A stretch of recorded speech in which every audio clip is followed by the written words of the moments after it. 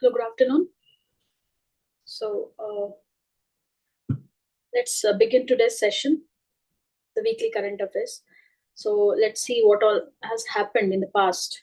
Maybe like last week we did not have any session. So let's combine some of the topics of the previous week as well, and let's look into the various topics today. Okay, as usual, we will start off with the polity. As of now, we know that one of the trending news is arrest of the then serving chief minister of Delhi. So in terms of this, there can be certain constitutional terminologies or the technical terms that might come up in the articles, various articles, maybe a sort of discussion that might someone can take it. So in such conditions, we can actually selectively pick up certain terms and try to understand it, and also try to connect this very word with the static part. That is what we are going to do. So this article is taken from Indian Express. So P. Chidambaram, an ex-minister himself, has written that constitutional morality is at stake, referring to the recent arrest of this Mr. Arvind Kejriwal. So first thing is a disclaimer I would like to tell you is, for a civil service aspirant, any civil service aspirant or who is aspiring to become one should be politically neutral. Okay, so we are not looking at this article in terms of a particular party or party's interest or anybody's opinion. Rather, we would look into the constitutional perspectives. And again, we are not looking into why this happened and what is the background and all that. Rather, how it is constitutionally related. That is what you have to keep in mind. And as I said, a disclaimer, a bureaucrat should be politically neutral, right? So from that perspective, from that mindset, we are going to look into this article and its key points. So the recent arrest of a serving chief minister for corruption has raised legal, political, and constitutional concerns. We know that there are binaries that is coming up that we see in the news regarding this arrest. However, let's look what we have in this article. So it prompts us to question if it fits with the values of our constitution, especially in a democracy like India. So that very buzz or the trending word would pop up all the time, right? Democracy, whether democracy is at stake in India, and all these will come up anyway. Before we understand the concept of constitutional morality, let's ask this question. Is there any position in India, a constitutional position in the government, wherein somebody is immune to arrest, such arrest? Can you answer this question?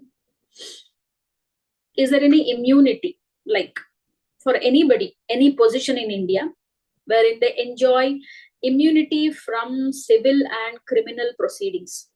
Can anyone answer? We hardly have few here. Hope you got the question. Yaudaru government position alli they are immune. Civil ಮತ್ತು criminal proceedings ಇಂದ immune ಆಗಿರುವಂತ ಯಾವುದಾದ್ರು position ಇದೆಯಾ ಇಂಡಿಯಾದಲ್ಲಿ? My question. People are there, some of you, few of like 5 are there, not even 5, 4 are there. So let me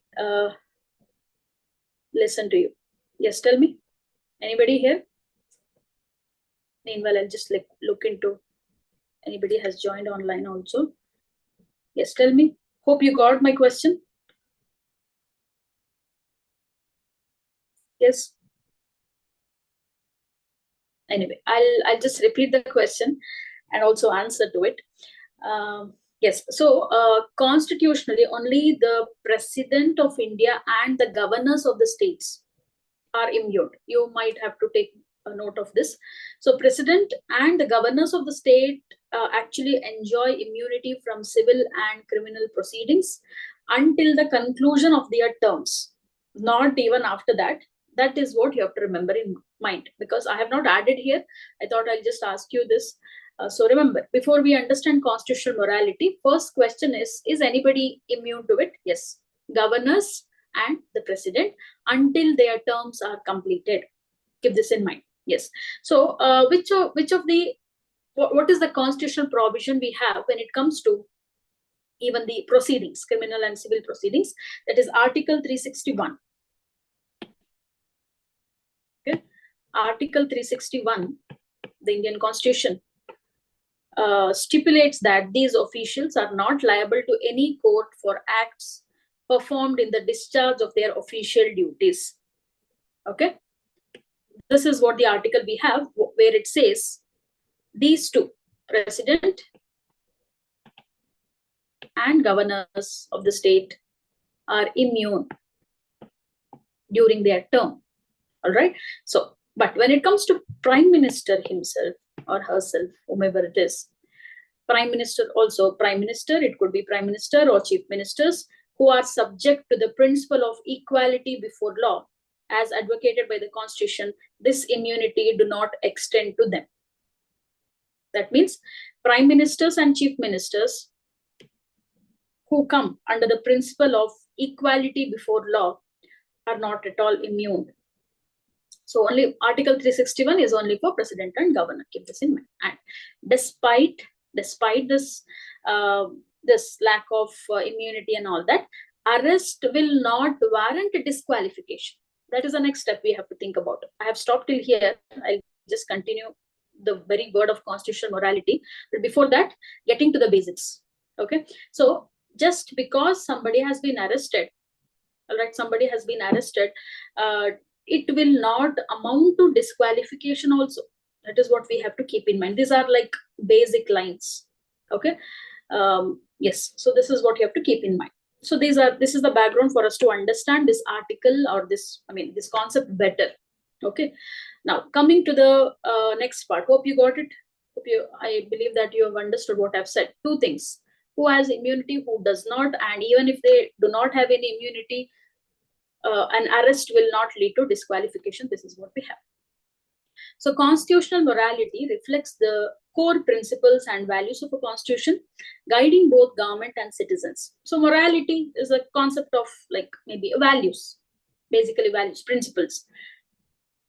This has originated when we look into the origin, because we ourselves know that our constitution is a borrowed constitution. Many concepts in the constitution have been borrowed from different countries. Likewise, this very concept of constitutional morality, originating from British classicist George Grote, it was a 19th century idea. So wherein constitutional morality emphasizes profound respect for a nation's constitutional framework. Simple concept. Constitutional morality is nothing but giving utmost. Okay.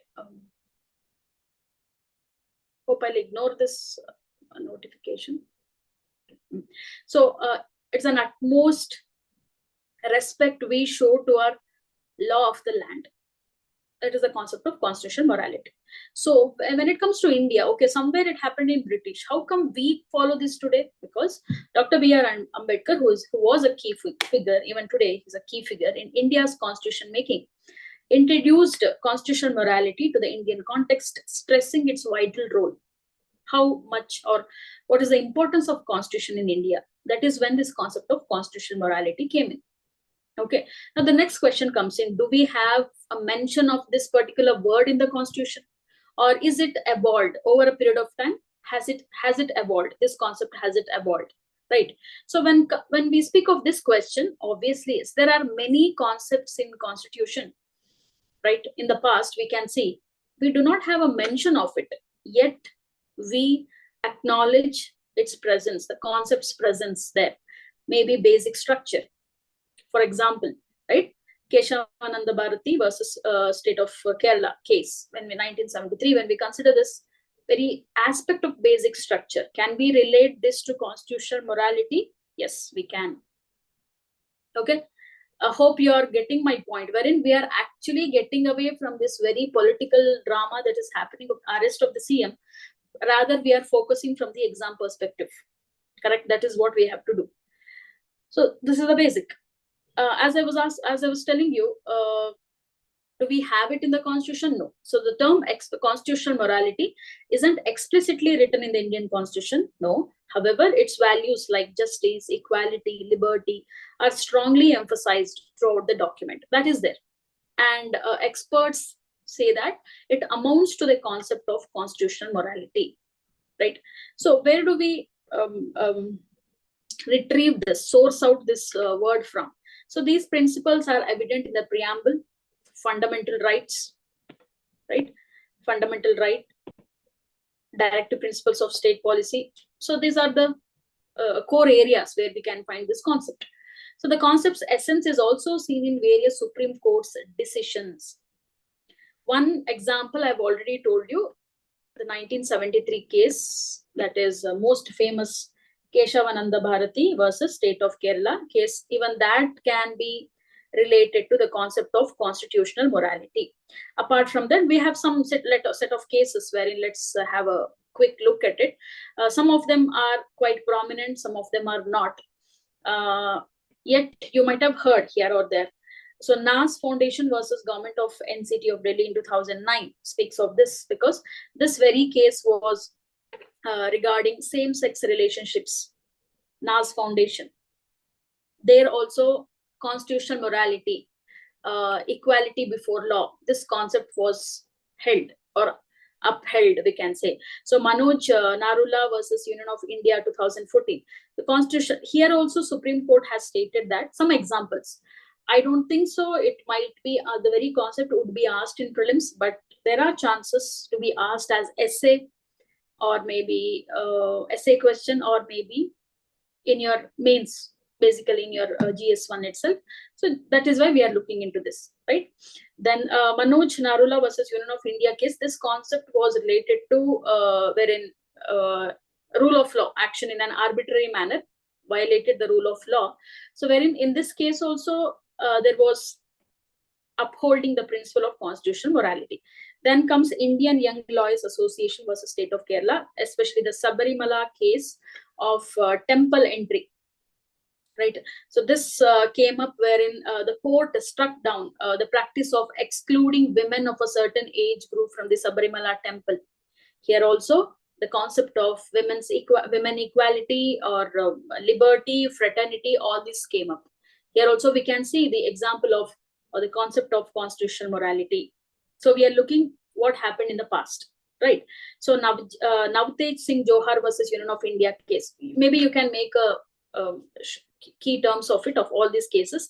It might help you to illustrate these, or give an illustration or an example in your mains answer, right? So Navtej Singh Johar versus Union of India 2018.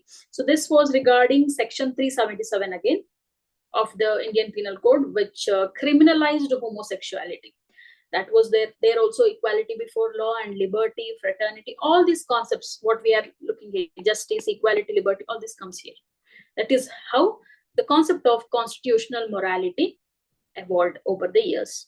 So the very bottom line is constitutional morality is nothing but upholding the principles of the constitution or the law of land, or giving utmost respect to the law of land. Is that happening in the case of arrest of the chief minister lately? That is the question. That is a debatable question.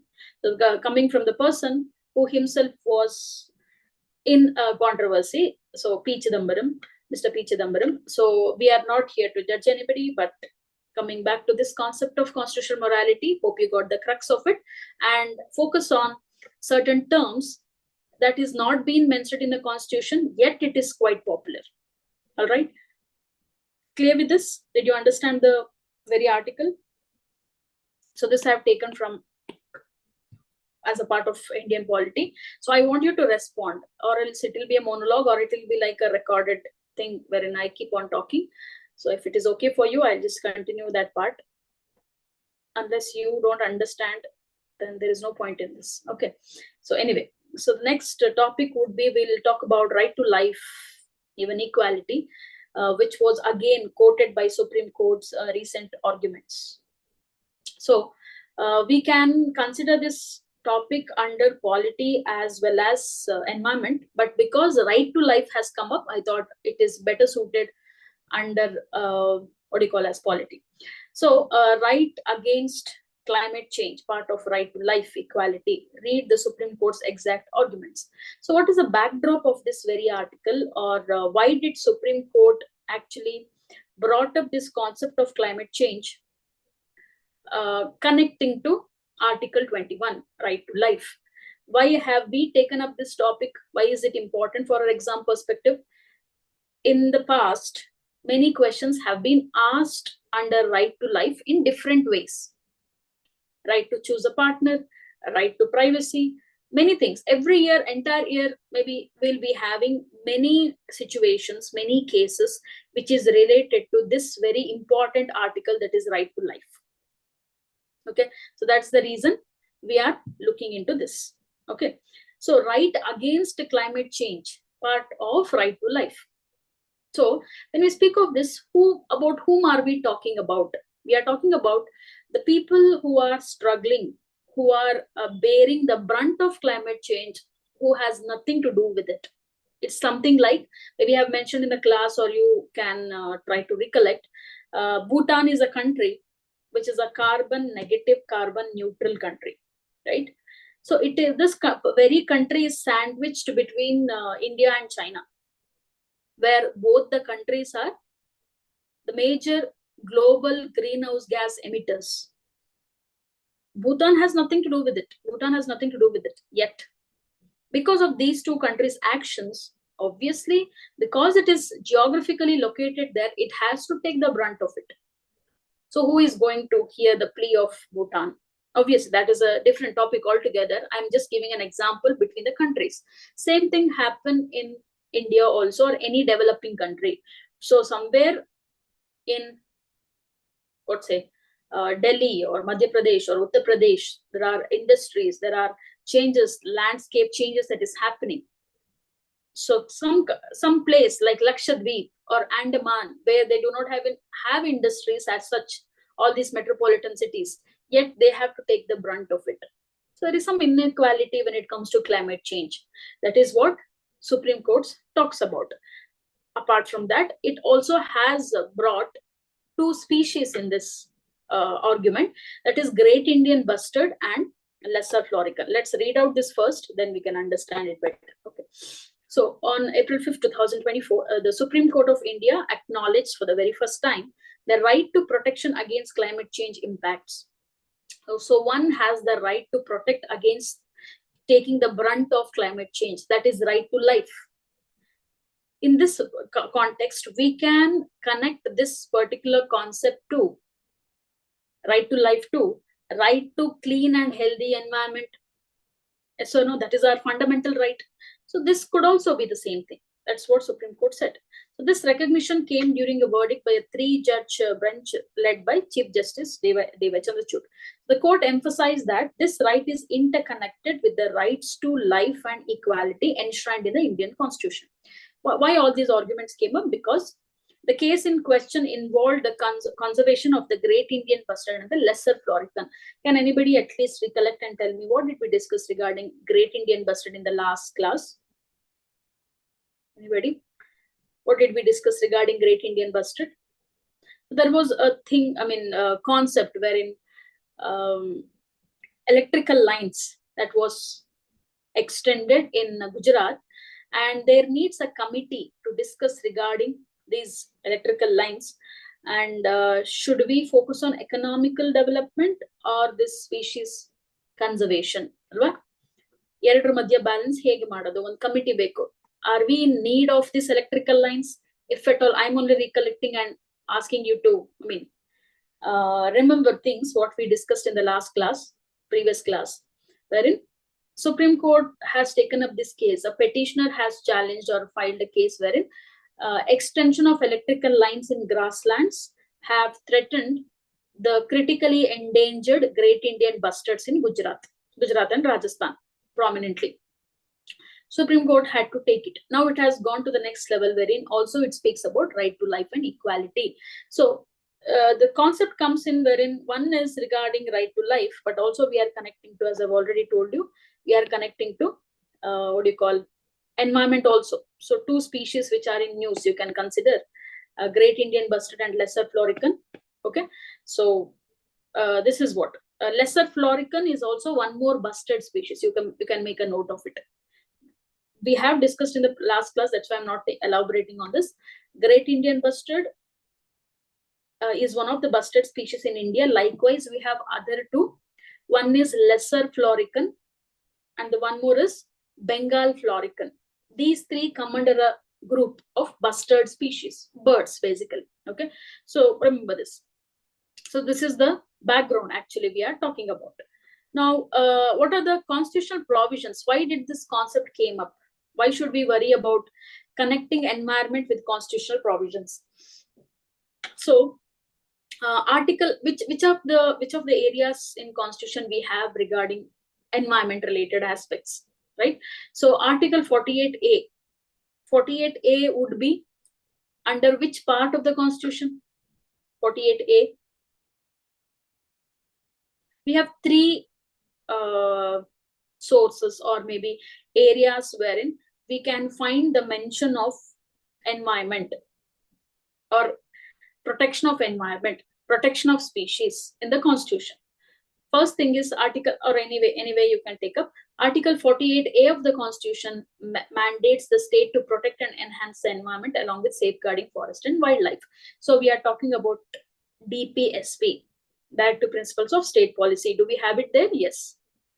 This is the very article we have. Because if the Constitution is interpreting, saying that one can protect themselves from the brunt of the climate change, under which authority they are taking this interpretation? Obviously, there should be something in the Constitution, and that is where we have. Okay, so Clause G of the Article 51A. Now we are talking about fundamental duties. 51A, Clause G speaks about or assigns or mandates. It is a fundamental duty that every Indian citizen, it is a duty of every Indian citizen to preserve and enhance natural environment, including forests, lakes, rivers, and wildlife. Here also we have it. So we have in DPSP, we have in fundamental duties.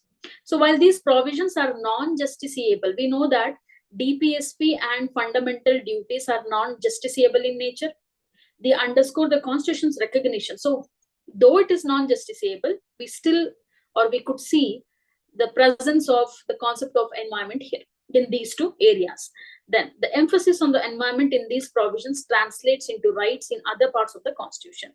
So Article 21 is what we are talking about as of now. Obviously, other two is also important. Why I have brought this up? Because you can mention these examples when you write your mains, right?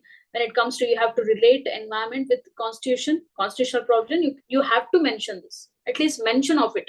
Need not elaborate, just mention the article, that would do. Okay, so Article 21 recognizes the right to life and personal liberty, while Article 14 ensures equality before the law and equal protection of laws. That is, not only we are talking about Article 21 and Article 14, but also we are talking about as equality, right to life and personal liberty, but also equality, equal protection of laws, or equal before the law. So when we take an example of this. For example, let me tell you an example. A person living in, say, Lakshadweep Islands, I've already mentioned, will be in a disadvantageous position compared to person living in Madhya Pradesh. Because some industrial activities that is happening in Madhya Pradesh is leading to increase in sea levels, and one has to take brunt of it. The person, I mean, especially who is living in Lakshadweep or Andaman, isn't it? So where comes the equality here? Where is the equality? Obviously today, water crisis. Let's take an example of water crisis in Bangalore. Maybe again, indirect or direct impact of climate change. No doubt in it. For maybe upper middle class, or maybe for who is the rich people, or who is economically well, for them it is a small inconvenience, right? It is small inconvenience. Okay, we do not have any water. Okay, let's order, let's call for a tanker or something will do, and maybe a bore well, whatever it is. But what about the same, in the same place, same location, people who are living, who are economically backward? That is not a small inconvenience for them. It is actually threatening the entire survival. So, but what is the reason? Climate change. Who is responsible? Mostly, again, we can compare who is more responsible for it, whose contribution is more, but who has to take the brunt? Equally. Why? That's the question. So that is when right to life and right to equality comes in here. Hope you got the point. So this is in still a nascent stage, in an initial stage of discussion in India today, but we could see a future wherein we can see some evolution of this concept in the future, we can say, right? So so this is what we can relate to this very article. And if you want to know more about it, you can go through this article. Simple thing, 3 takeaways. One is climate change, the other one is right to life and equality, Article 21 and Article 14. The third thing is this particular discussion is in the backdrop of Great Indian Bustards, conservation of the Great Indian Bustard in the place, okay, in the given place. So that is where we connect to. But anyway, I just wanted to bring it up under polity. So next topic we'll speak about is in under history. That is Satpura Dam was the recent Satpura Dam. Basically Satpura Dam was recently in news. An article was given in Indian Express regarding this dam, wherein how magnificently it is built and how it served its purpose by then, and some of its features, just to know where is it. Maybe it is a hint for us to revisit the Tughlaq dynasty. That is where we connect from the historical perspective, right? Medieval India, Tughlaq dynasty. Okay, that is what you have to look into now. So let me read out for you. In recent news, visitors leaving Khirki village may notice a sign leading to Satpura, where a magnificent Tughlaq era dam awaits exploration. Just an article about it. Okay. So constructed in 1340 by Muhammad bin Tughlaq. Muhammad bin Tughlaq is known for its various experiments, correct? Muhammad bin Tughlaq's experiments we call, right? Maybe the coin system, maybe the shifting of the capital. I don't know whether you have learned it yet, or you might have come across in your NCRT, in your basic reading. If at all it is done in class, you'll be remembering, or else hope you're getting to it, right? So Satpura Dam originally served dual roles, like multi-purpose or dual purpose, which was built by then. One is ensuring irrigation water supply and fortifying against potential intrusions. So this particular dam has 2 purposes. One is enough water for irrigation. Then one more is fortifying. It is like a fortification against the intruders or the enemies or the opponents. That was the idea here. That is why it is very important. So despite British intervention centuries later, diverting the stream beneath it, the Satpura structure endures as a testament to the empire's formidable masonry prowess. So we are talking about the architectural marvel here. Later on, what happened after British arrived? So they diverted the stream beneath it. There was a stream that was flowing. They diverted it for various other purpose, because there was no need of fortification and protecting against the intruders. So this was changed by then. Still, it is a standing testament, we can say, wherein it still, what do you call us, attracts many tourists today. So reduced to a drainage channel on one side, the historic dam's imposing presence stands as a reminder of the engineering marvels of the time. So we are just appreciating the architecture here, building of dam. But you should be knowing, where is this dam? Where is this dam? That is first question. Second thing is Muhammad bin Tughlaq's time. Okay, so this dam is in Delhi. The Tughlaq dynasty, that was the era we are talking about. And let's look into Tughlaq's reign also. That is for you to revisit the static part of it. Let's look into some of the key points of this article and regarding this dam. So this is how it looks like. The dam looks like. So Satpula means 7 openings of a bridge. There were 7 openings. That is why it was called as Satpula. It was commissioned during Sultan Muhammad Shah Tughlaq's reign, and crafted from Delhi quartz sourced from Aravali hills. Okay, so they have used this quartz to construct this. So it formed a vital part of the defense fortification of Jahanpana, the 4th city of Delhi. Defense fortification. So it also saved, as I told you, Delhi was the main center for Tughlaq or Mughal, or that was the main center we know. So fortifications were happening continuously in different reign, different eras of the kings or the rulers. So this was one such thing. So serving dual functions, as is already been mentioned there, it provided dependable water source for irrigation and defense against invaders. The dam's strategic location on a vast plain facilitated water storage for irrigation and featured sluice gates and a reservoir. So nearby presence of, one more thing is, there is a spiritual connection to this dam as well, not only historical, architectural, and in terms of agriculture, there is a spiritual presence, importance also. So nearby presence of Sufi saint Nazaruddin Muhammad, also known as Chirag Dehlavi, led locals to believe in the canal's waters purported healing properties. So a Sufi saint had also lived nearby, who was also known as Chirag Dehlavi. So the locals still believe that the canal's water had healing properties. That is the spiritual significance of this. Sufism, one more concept to read about. So over the centuries, the area hosted a Diwali Mela, attracting attendees who take ceremonial dips in the water, believing in its sanctity, and even collect some for home use. So irrespective of, regardless of the faith, whether it is true or not, that is not the question here. But still, people do visit.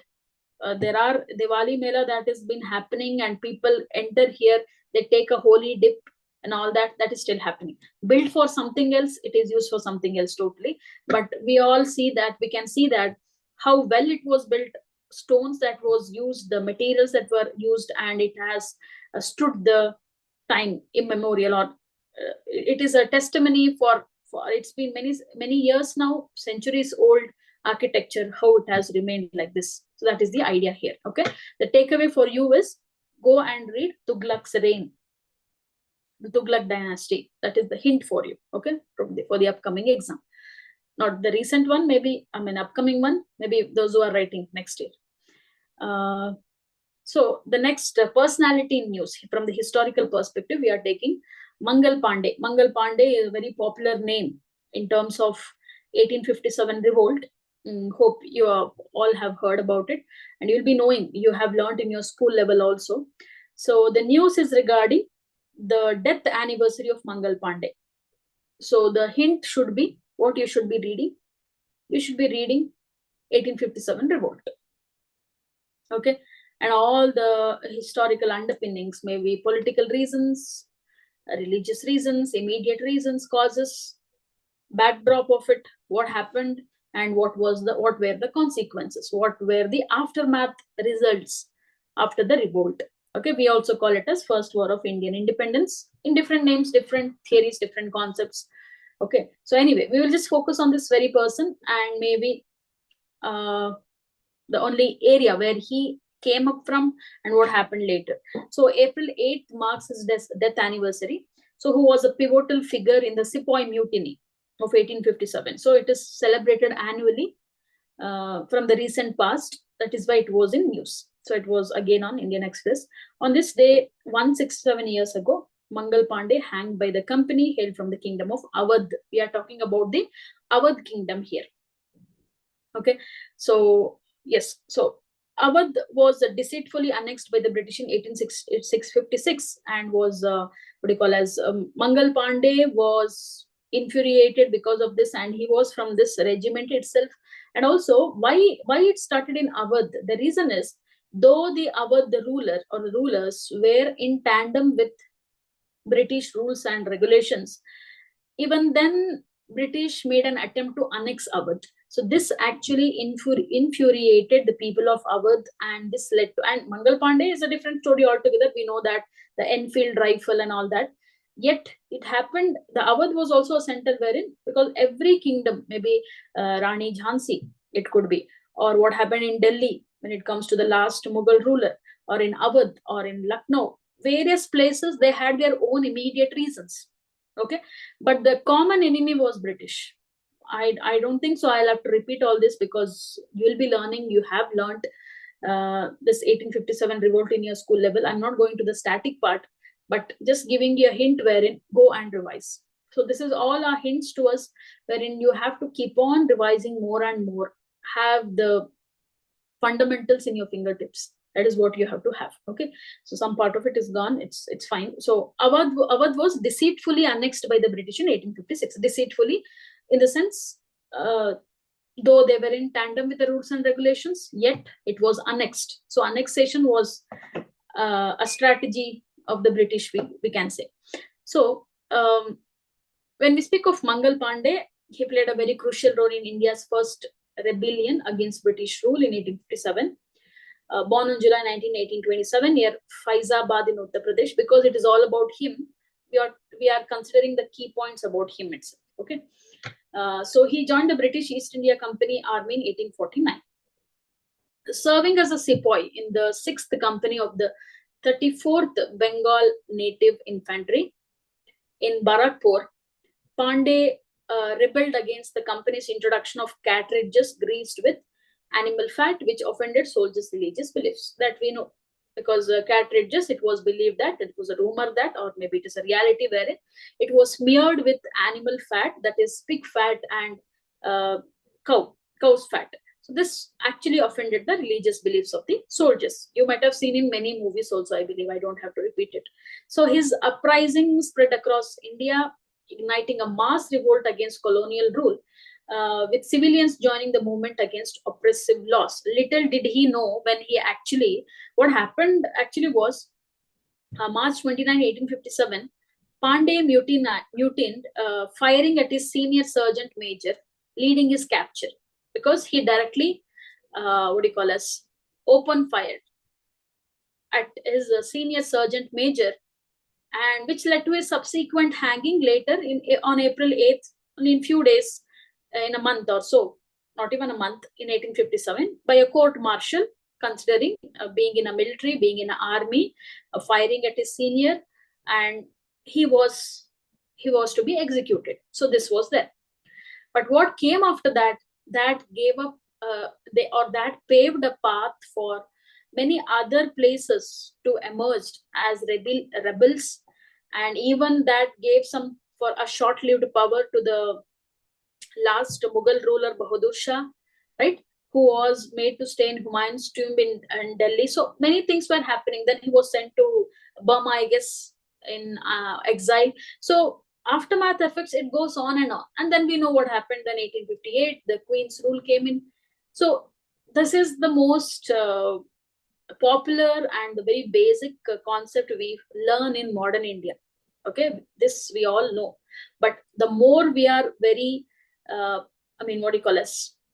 aware, or maybe we are sure and confident about the facts we learn, the better it is for us.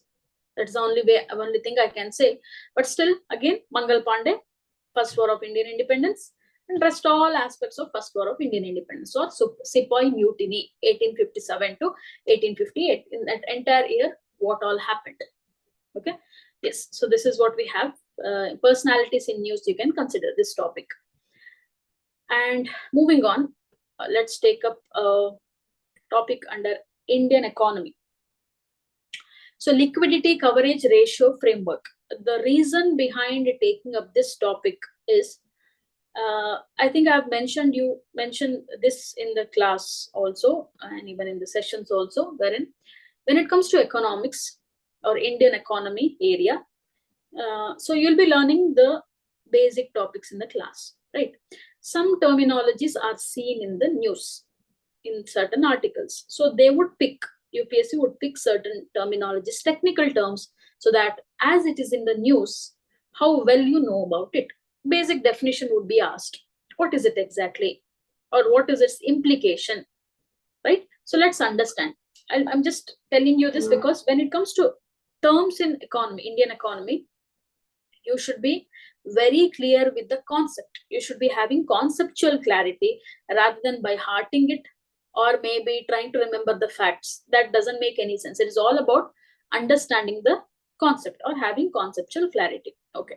Now the news is regarding RBI set to revise liquidity coverage ratio framework. Okay. So it wants to revise its framework, so-called liquidity coverage ratio. What is liquidity? When we say liquidity, it is the moving part, the dynamic aspect when it comes to banking reforms, right?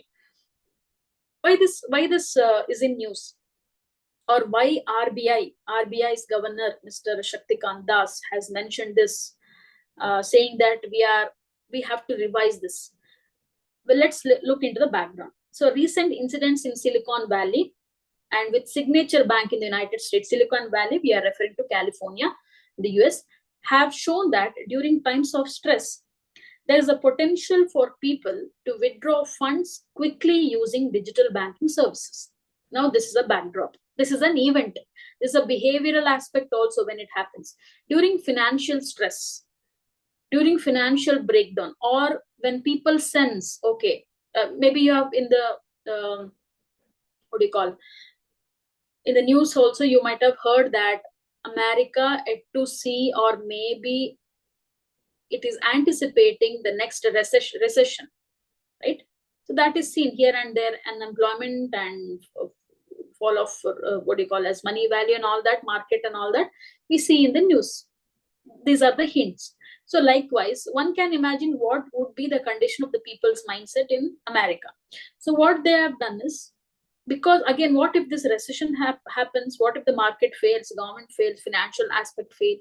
So there is a spree of withdrawing money, because now you need not go to bank and stand in a line queue or then withdraw your money, right? You can do it online. So there was a trend that was seen during the times of stress recently, wherein people can withdraw their funds quickly using digital banking services. We can do it. We can pull out money where we have invested and we can safely keep it elsewhere, or we can transfer, we can convert it. So there are many other ways today because of the, thanks to digital banking services. When this happens, the next question comes is, will the banks will be having enough money for serving its customers? Now, all of us, 10 of us, let's consider, we have decided together. So we have a bank account in a particular bank and we are going to withdraw money, okay, from our savings, whichever investments we have done. Does the bank have enough liquid money or liquidity enough for its customers to withdraw the money? So how it should be improved? What should be the framework? That's the question here. Hope you're following. Please acknowledge. At least I'll feel okay, you're listening and you're understanding. Somebody getting it? Are you getting the idea? Right? So the liquidity coverage ratio actually is a measure that ensures banks have enough liquid assets like cash or assets that can be quickly converted to cash likewise. So to cover their expected cash outflows, there will be an outflow from the bank, right? So to cover up that, to meet that demand, one should have, that is called as liquidity coverage ratio. A framework is set of rules and regulations. Okay.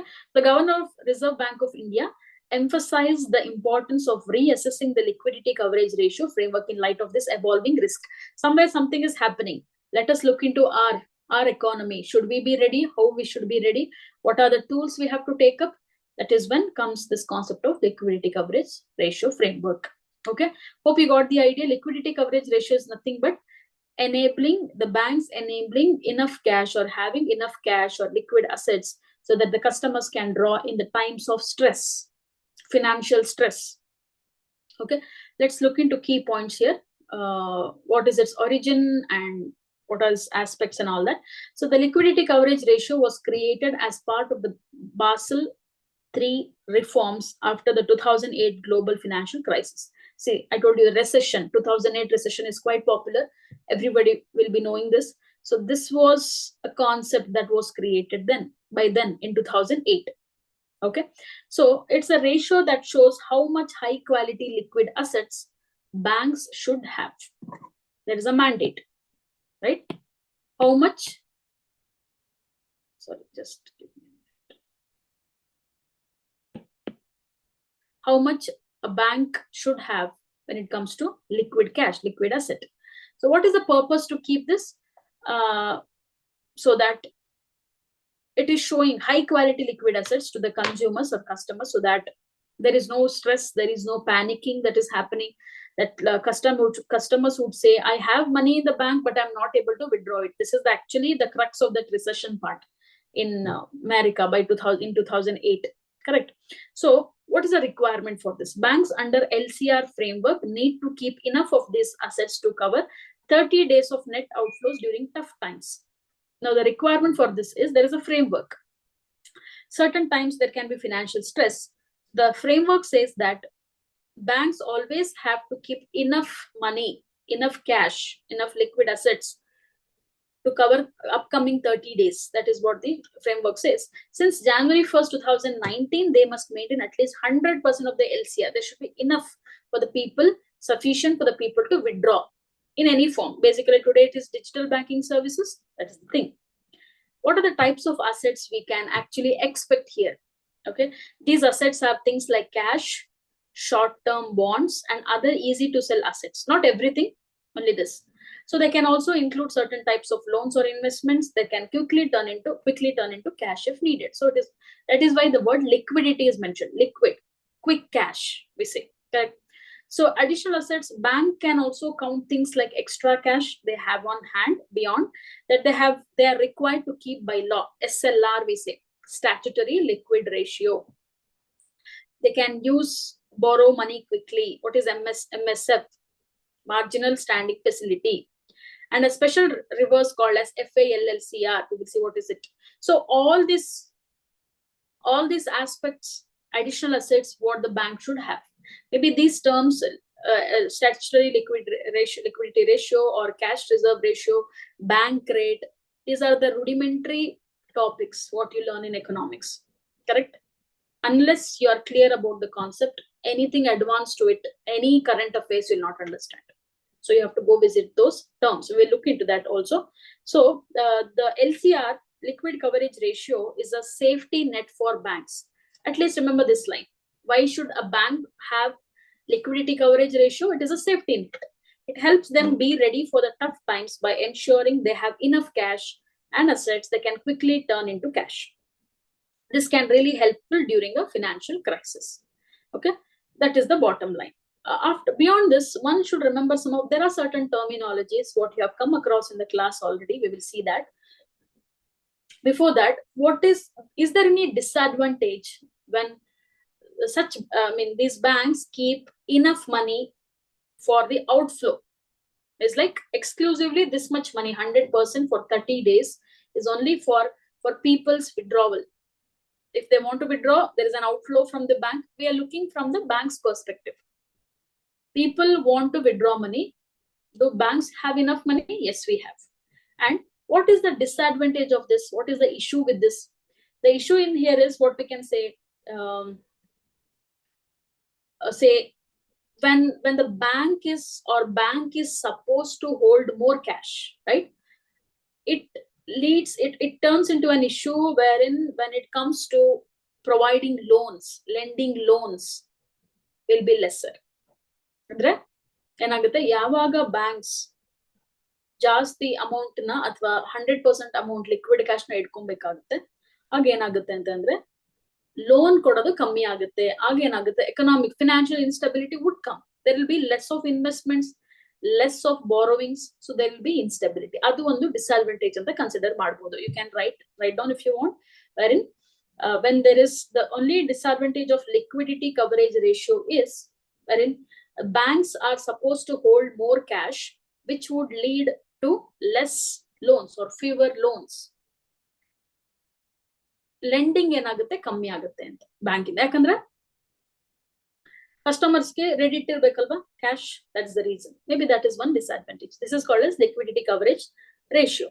What are the other terms you have to keep in mind? Maybe ಇದೆಲ್ಲ ನೀವು you might have come across, right? What are the quantitative instruments of monetary policy anta? Very, very important area, very important question also, wherein I consider it as other important terminologies you should be knowing.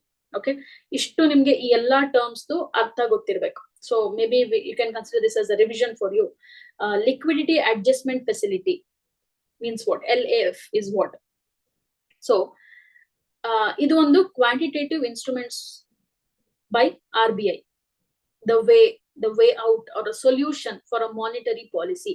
So under this we have two types of rate, that is a repo rate and reverse repo rate. I hope you know this, you have heard of this, yes or no? Then there is no answer, I take it as a yes because you might have learned this in class. So repo rate is the rate at which the RBI lends money to commercial banks, the rate at which RBI lends money to other banks. Okay, this is repo rate. Basically RBI purchases security and banks will get their money. Banks are borrowing from RBI, that is repo rate. Reverse repo rate, the rate at which the RBI borrows money from the commercial banks, just reverse of it. Just remember one of the concept here, then reverse is that's the opposite of it. Okay, opposite of repo. These are the two things under liquidity adjustment facility. It is like kind of an adjustment that is happening in the outflow of the cash. Then if RBI wants to signal a tight monetary policy, it will increase the repo rate. Banks will increase their lending rates. ಏನಾಗುತ್ತೆ ಅಂತಂದ್ರೆ ಅಕಸ್ಮಾತ್ ಇವಾಗ because of the financial crisis, okay, banks are continuously borrowing. ಏನಾಗುತ್ತೆ ಅಂತಂದ್ರೆ RBI ಏನ್ ಮಾಡುತ್ತೆ, repo rate ನ ಜಾಸ್ತಿ ಮಾಡುತ್ತೆ. Loan rate ಅಥವಾ borrowing rate ಜಾಸ್ತಿ ಆದಾಗ ಏನಾಗುತ್ತೆ, banks will reduce their lending or borrowing spree also. That is how it is adjusted. ಅದಕ್ಕೆ ನಾವು LAF ಅಂತ ಕರಿತೀವಿ. Under bank rate, what is bank rate now? It is a long-term rate, okay, at which the central bank lends money to the other banks. Adu long-term rate. Idu short-term mere irodu, idu long-term. So increase in bank rate will increase the interest rates on the loans, deposits, and vice versa. Okay, so reverse repo rate athwa bank rate. RR is a short-term for it. Long-term rate andre adu bank rate agutte. Reverse repo rate anta andre adu short term agutte. That is the only difference between bank rate and reverse repo rate. Okay, then we have statutory liquidity ratio. Okay, statutory idelladra baggenu question kelidare in the past in prelims, that's why I'm just giving you a revision. Okay, SLR is the minimum percentage of deposits that a commercial bank has to maintain in the form of liquid cash, gold, or other securities. Idu SLR andre eno, every commercial bank has to maintain a percentage of deposit in the form of cash, gold, or other security. Adu minimal, one basic standard irutte, and that is called as statutory liquidity ratio. Okay, if RBI wants to tighten the monetary policy, ಏನ್ ಮಾಡುತ್ತದು, it will raise the SLR. ಜಾಸ್ತಿ ಇಟ್ಕೊಬೇಕು ನೀವು, percentage ಜಾಸ್ತಿ ಮಾಡ್ಬಿಡ್ತಾರೆ. ಅದನ್ನ ನಾವು ಅದು ಒಂದು ಕ್ವಾಂಟಿಟೇಟಿವ್ ಟೂಲ್ ಅಂತ ಕರಿತೀವಿ, SLR ನ ಇನ್ಕ್ರೀಸ್ ಮಾಡುವಂತದ್ದು. Okay, then cash reserve ratio, CRR, SLR, CRR. Banks are required to hold a certain proportion of their deposits in the form of cash with RBI. RBI ಜೊತೆ ಇರುವಂತ ಒಂದು transactions ಏನಿರುತ್ತೆ, so banks are required to hold a certain proportion of their deposits in the form of cash with RBI. Here we are not talking about within them. With RBI ಜೊತೆ ಒಂದು deposits ಇಷ್ಟು ಇಟ್ಕೊಂಡಿರ್ಬೇಕು, cash reserve ratio RBI ಅಲ್ಲಿ. So it is like bankers bank it is, or banks bank. With the increase in CRR, banks increase the lending rates. CRR ಯಾವಾಗ ಜಾಸ್ತಿ ಆಗುತ್ತೆ, lending rates ಜಾಸ್ತಿ ಆಗುತ್ತೆ. Getting it? So last one is open market operations in the karitivi. This include purchase, sale of government securities by the central bank for injection, absorption of durable liquidity in the banking system. Idenagutte antandre central bank RBI ಏನ್ ಮಾಡುತ್ತೆ government security government bonds ನ purchase cell ಎಲ್ಲ ಮಾಡುತ್ತೆ. ಇದು open market ಅಲ್ಲಿ it happens in the open market, that is between the RBI and the government. ಅದಕ್ಕೆ ನಾವು ಅದನ್ನ ಓಪನ್ ಮಾರ್ಕೆಟ್ ಆಪರೇಷನ್ಸ್ ಅಂತ ಕರಿತೀವಿ.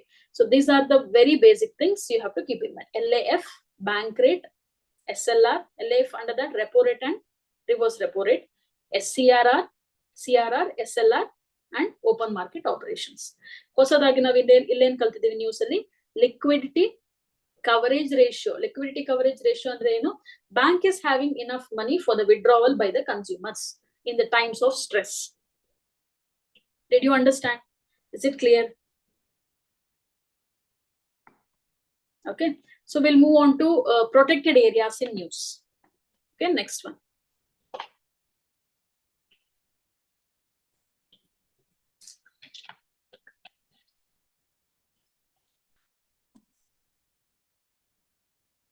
So Asola Bhati Wildlife Sanctuary was in news recently. First thing is, where do we have it? It is in Delhi. Asola Bhati Wildlife Sanctuary.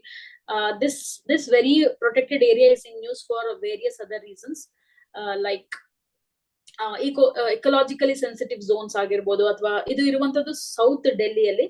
So various maybe commercial operations, industrial activities and threats to species here and translocation of the species ಬೇರೆ ಬೇರೆ ಕಾರಣಕ್ಕೆ ಈ particular protected area ನಾವು news ಅಲ್ಲಿ ನೋಡಬಹುದು. So Asola Bhatti wild life sanctuary, anyway it is in news, remember it is in Delhi and the news is totally different now. We are talking about tissue culture. Okay, the news is regarding tissue culture lab for generating threatened Delhi trees in works. Andre what we can say is, already some trees, we are talking about the native trees, indigenous variety here, local trees are under threat. So what is the next best alternative is to take up tissue culture. Anybody who can tell me what is tissue culture? Let me check if somebody has joined online so that, yeah, anyone? No one. Yes, what is tissue culture?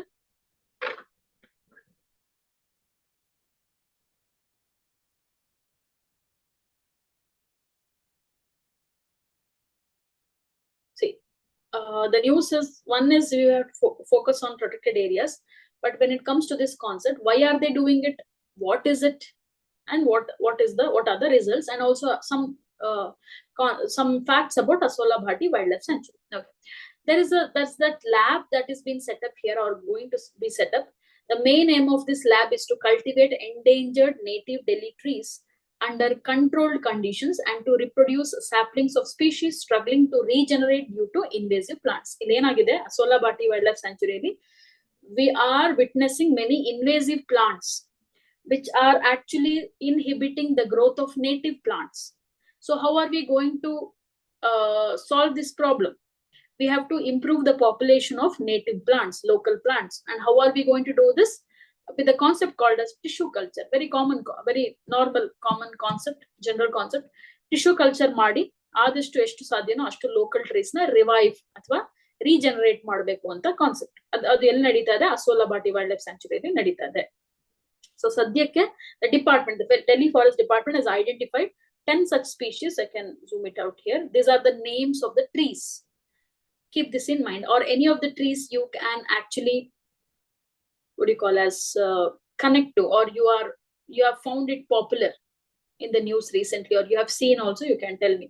So we have Hingot, Khair, Bistendu, Siris, Palash. Palash tree is the most popular tree. Palash tree is the state tree of Jharkhand, if I'm not wrong. It is the state tree of West Bengal also, I believe. Jharkhand, I know very well.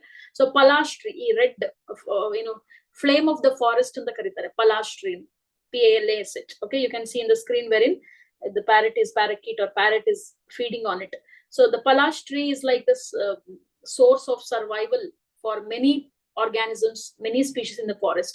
Maybe it's fruits or flowers, it's nectar, leaves, bark, everything is fed upon by birds, monkeys, other smaller species, insects, and everything. So this is a local variety, local tree, palash tree, and even economically useful. It is in some dyes are made from this flower. Okay, flame of the forest in the karitil. Palash tree, Chamro, Dudi, Dao, Desi, Babul, and Kulu. These are the names of the trees. Okay, remember the names. Now, what is tissue culture? Why the government is doing this, or the department is doing it? To regenerate, to promote what do you call as the native plants. So ಯಾವುದ್ರ ಮೂಲಕ tissue culture ಮಾಡ್ತಾ ಇದ್ದಾರೆ. So tissue culture ಅಂದ್ರೆ ಏನು? Tissue culture is also called as micro propagation. Simple concept: propagating the plant by cutting off, taking off some part of the plant. Maybe some of you also might have done or seen somebody doing it in the horticultural area, or maybe in the gardening aspects, right? So this tissue culture will allow us to make many plants from one parent plant. One parent plant in the esto plants na ಮಾಡಬಹುದು by using the tiny pieces of the plant in a controlled environment. It is not like you just take off some what do you call as part of the plant and do it. There is a method for it in a controlled environment. How does it work? You can look into this image here. So this is a mother plant, parent plant. First thing is explant cut from the mother plant, a part of the leaf or the stem or the bark, whichever it is. Basically here the leaf has been cut off, and callus development in nutrient supplemented and agar containing media. Adana en ಮಾಡ್ತಾರೆ, agar ಅಂತಂದ್ರೆ ಒಂದು gelatin substance, the jelly like substance. Okay, so this particular piece of plant that will be kept inside this solution, nutrient solution, based solution ಅಂತ ಹೇಳ್ಬೋದು. After some time there will be short regeneration from this tissue. ಒಂದು ಚಿಕ್ಕ plant leaf ಇಂದ slowly shoot barutte, first shoots out of the plant, then roots will develop after some time in a controlled environment. You can see it is kept inside the jar with a relative humidity, air, and temperature and all that. Slowly these root developments will be made into, made to be grown into soil factor, enough water and all that. So adna ನಾವು acclimatization of the plantlets ಅಂತ ಕರಿತೀವಿ, ಅಥವಾ acclimation of the plantlets ಅಂತ ಕರಿತೀವಿ. They get used to it. So one the leaf in the one the plant in the we make 10 plants out of it. So that which is very easier in a way and also very economical. So this is called as tissue culture. So far in India, tissue culture has shown great success in agriculture, especially with crops like bananas, apples, pomegranates, jatropha seeds also. Underline jatropha, or just make a note of it. Jatropha is been asked in prelims before. Jatropha seeds are used in a very important source in making biodiesel. It is an oil. We can extract oil from jatropha seeds, where we can use it for biodiesel, biofuel. Okay. Yes. So it provides increased yields compared to conventional farming techniques. Andre ಒಂದು ಪ್ಲಾಂಟಿಗೆ wait ಮಾಡಿ ಅದನ್ನ ಪಾಲನೆ ಪೋಷಣೆ ಮಾಡೋ ಬದಲು, so we can use this for increasing yield, better yield. Okay, the national facility for plant tissue culture repository was set up in Delhi. So this is the very organization which is doing it, or the Delhi Forest Department taking the help of, and the National Bureau of Plant Genetic Resources. This is only factual thing for you to know. So the Aravali, there is something called as Aravali plan, because it is part of Delhi and Aravali, the hills, the hill range that passes through from Gujarat, Porbandar to almost till Delhi, Haryana region. There is something called as Aravali plan. So this Aravali plan is part of this tissue culture also, or tissue culture is part of this rather. They are trying to restore the rid species such as Kulu, Palash, Dudi, and Dao. These are the names of the trees. Restore ಮಾಡಕ್ಕೆ try ಮಾಡ್ತಿದ್ದಾರೆ. So why are they doing it? Invasive species hinder their regeneration, resulting in low survival rate. See, one Palash plant can actually support hundreds of species, parrots, pigeons, or maybe you name it, they are dependent on this tree. So if tree is gone, we can even consider Palash as keystone species. If you can remember and recollect the word keystone, any species which play a very important role in an ecosystem. So Palash is a keystone species. If that is gone, rest of the species will be affected. Likewise, okay. So in invasive species na hinder ಮಾಡಕ್ಕೆ ಅಥವಾ inhibit ಮಾಡಕ್ಕೆ tissue culture, particularly shoot culture, is essential for large scale multiplication. The lab will also support the cultivation of the endangered medicinal plants. There are certain limitations. It might actually affect the original germplasm or maybe originality or maybe monoculture. Limitations irutte, but for this particular situation, this solution works anta idanna consider madidare. Okay, so the first thing is where this sanctuary is located, the location of the Asola Bhatti Wildlife Sanctuary, and we are talking about the recent initiative that has been taken up. Now let's look into some key points about Asola Bhatti Wildlife Sanctuary itself, the location first. ಯಾಕಂದ್ರೆ description ಕೊಟ್ಟು ಯಾವ wild life century ಬಗ್ಗೆ ಮಾತಾಡ್ತಾ ಇದೀವಿ ಅಂತ question ಕೇಳ್ಬೋದು, ಅದಕ್ಕೋಸ್ಕರ. So Asola Bhatti wild life sanctuary sits at the terminus of a vital wildlife corridor starting from the Sariska National Park in Alwar. We are talking about Rajasthan here. Okay, Sariska is in Rajasthan, traversing Mewat, Faridabad and Gurugram districts of Haryana. So where do we have it? You can have a look at it here. So South Delhi alli ide. Okay, Delhi alli ide, Delhi alli ide, South Delhi alli ide. On the other side we have Haryana on this side. Okay, opposite side we have this, what do you call as, west and east. You can see west we have, it borders almost with, or it is proximate to Sariska Tiger Reserve or Sariska National Park. I'm sorry, Sariska National Park of Rajasthan. And this side we have Haryana. No protected area, but we have Haryana and Rajasthan. We have this Asola Bhatti. So the area experiences semi-arid climate. Yake semi-arid ide? Almost it is bordering Rajasthan alba. So yav reetiyadanta climate irutte alli? Semi-arid. Quite dry. Dry ide antandre what kind of species would come there? Which can thrive in grassland, dry areas, semi-arid regions. That is how you have to connect things. So vegetation predominantly comprises open canopied thorny scrub because it is semi-arid. Zero phytic adaptation, zero phytic in the sense which can thrive in dry areas, dry condition. Zero phytic adaptations, thorny appendages, wax coated succulent tomentose leaves. Andre almost desert plants features yav ತರ irutte aa reeti irutte. Notable wildlife includes peafowl. We are talking about peacocks and peahens. Common wood shrike. I have put up here on the screen for you. This is common wood shrike. Okay, this very bird, common wood shrike, because doesn't sound like a bird, but when such unusual names are seen in the news, better to know about it. Common wood shrike. Then you have Sirkir malkoha. Obviously, you cannot guess if you do not know or do not look into the picture. So this is Sirkir, the bird's name, one of the prominent species in Asola Bhatti Wildlife Sanctuary.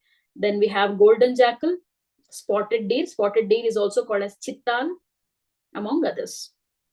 These are some of the prominent species in Asola Bhatti. Leopards we have, tigers also we have. But leopards, maybe, I think they are the apex predators in this particular wildlife sanctuary.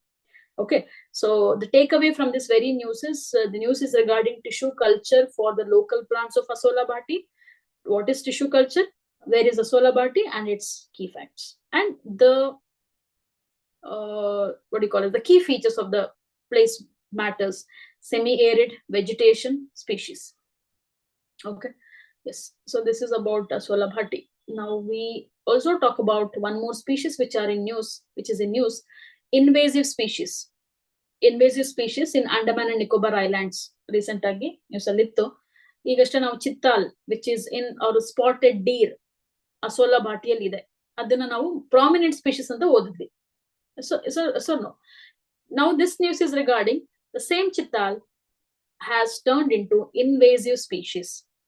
So what do we understand about invasive species? You hope you have come across this word. We all know this, right? This is quite popular, and maybe have repeated or mentioned this in the previous sessions also. Invasive species andre enu? Any species which take over the space, which inhibit the growth of the native species. It may be plants, it may be an animal, it may be an insect, it may be an amphibian, it can be anything. It can be a fish.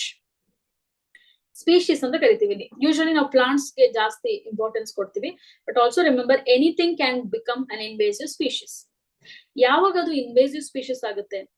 An invasive species is one such organism which is exotic to a particular place. ಅದು first condition.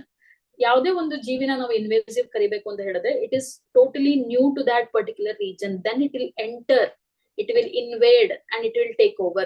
It's like, remember the invasion, Persian invasion kings, Mughal invasion. And we say they are the outsiders.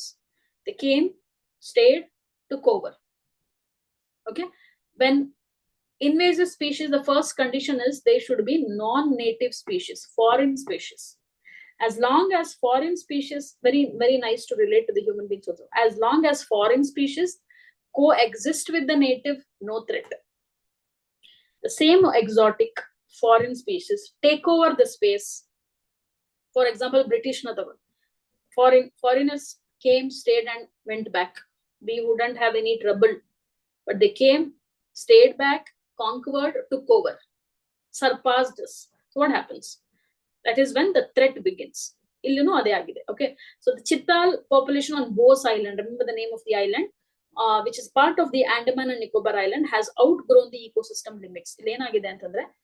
Chittal, first of all, Andaman and Nicobar Islands, they are not made for it. Okay, they were introduced long back. Somehow they have adapted. Okay, spotted deers are seen throughout India. We have in Western Ghats, Eastern Ghats, grasslands, even as far as Delhi also. So consequently, the Andaman and Nicobar Forest Department is considering moving around 500 deer to a biological park in Port Blair. So the species which have ended up on these islands have outgrown the ecosystem limit. There comes a concept called as carrying capacity and the carrying capacity. What is carrying capacity? The maximum limit of an ecosystem to support the species. Carrying capacity ಅಂದ್ರೆ ಏನು? ಒಂದು ecosystem ಅಲ್ಲಿ ಇಷ್ಟು species ನ support ಮಾಡಬಹುದಂತ ಒಂದು capacity ಇರುತ್ತೆ, ecosystem capacity ಇರುತ್ತೆ. Maybe water, temperature, air, oxygen, or it may be aquatic or land. So ಇಷ್ಟು species, ಇಷ್ಟು population ನ ಮಾತ್ರ support ಮಾಡಕ್ಕೆ ಆ ecosystem ಗೆ potential ಇರುತ್ತೆ. ಅದನ್ನ ಮೀರಿ ಜಾಸ್ತಿ ಆದಾಗ ಏನಾಗುತ್ತೆ? That will exceed the ecosystem limit. Again, this concept you can connect it to the Himalayan ecosystem that was recently seen in news. ಈಗ ಹಿಮಾಚಲಲ್ಲಿ, ಉತ್ತರಾಖಂಡಲ್ಲಿ floods ಎಲ್ಲ ಆಗ್ತಾ ಇದೆ. ಯಾಕೆ ಅಂತಂದ್ರೆ it has exceeded its carrying capacity. People who are to thrive there, it is exceeding because of tourism.